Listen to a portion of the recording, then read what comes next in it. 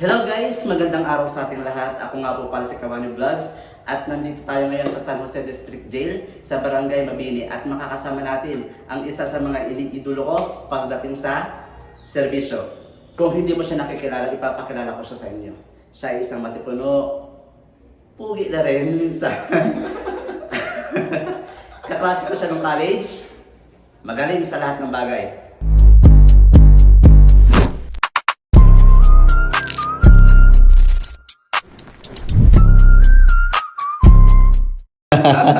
Ilang taon ka na sa serbisyo, sir? Pumasok ako sa serbisyo una sa academy taong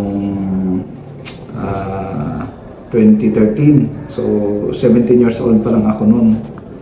So 17 years old plus ngayon siguro nasa more or less 10 years na.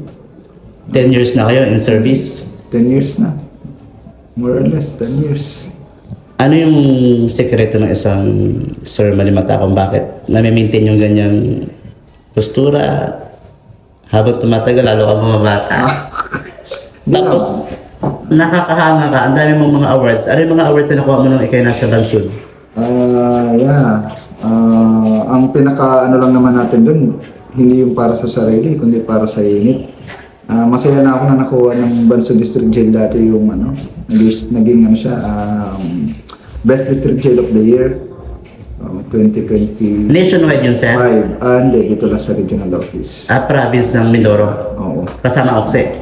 Yeah, sama. Buong region. Buong region. Marami namang awards na nakuha ng San Jose District Jail. And sabi ko nga, ang leader, hindi naman siya nag-create ng dapat more on followers lang. Dapat nag-create din siya ng mga leaders kagaya niya. So masaya tayo na yung mga tao natin ay na-acknowledge ng regional office, nagiging mga best of the best, nagiging best sa kanya-kanya nilang trabaho. And super happy tayo doon na nakikita natin yung tao natin na nag-excel. Yan naman yung gusto natin mangyari. Hindi na para sa sarili natin, para na lang din sa kanila. Saka sa unit syempre, dito sa San Jose District Jail.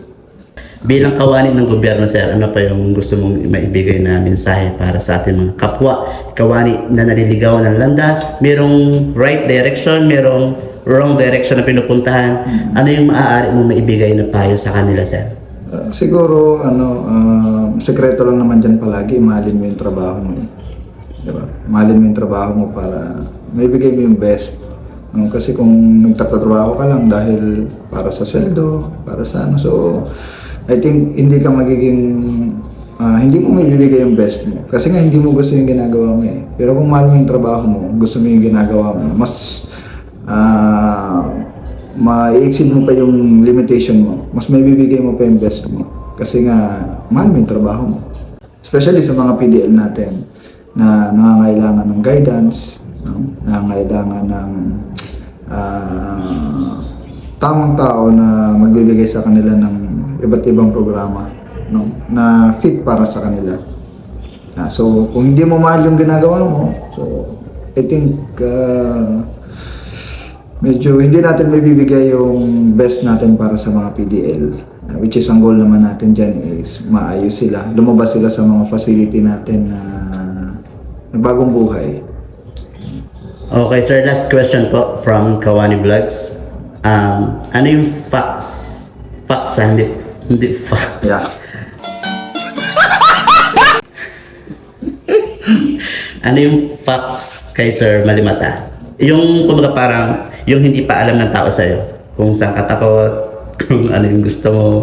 FACT ha? Facts. Siguro ang fact sa akin, mahilig ako sa kape. Coffee lang kaya pala. Coffee lover tayo. Coffee lover, yeah. Coffee lover tayo. At pag pumunta ako sa inyo, sa Bucor, alam na. kape lang. Alam na. Masaya na. Alam na, coffee lang masaya na. Kape lang. Coffee is life. Coffee is life. Nakakailan taas sa kanyang sir sa isang araw? Hindi pwedeng lumipas ang isang araw na wala tayong kape. Mga 3 times a day, pwede na. Kape lang. Kape lang, wala na iba. Para magising yung natin, yung mapagpalayang kaisipan. Sa pag-iisip. Nakakagana daw yan, sir, eh. Oo, syempre. Masarap magkape. Especially sa umaga. sa hapon, sa gabi, Gitna. sa gitna,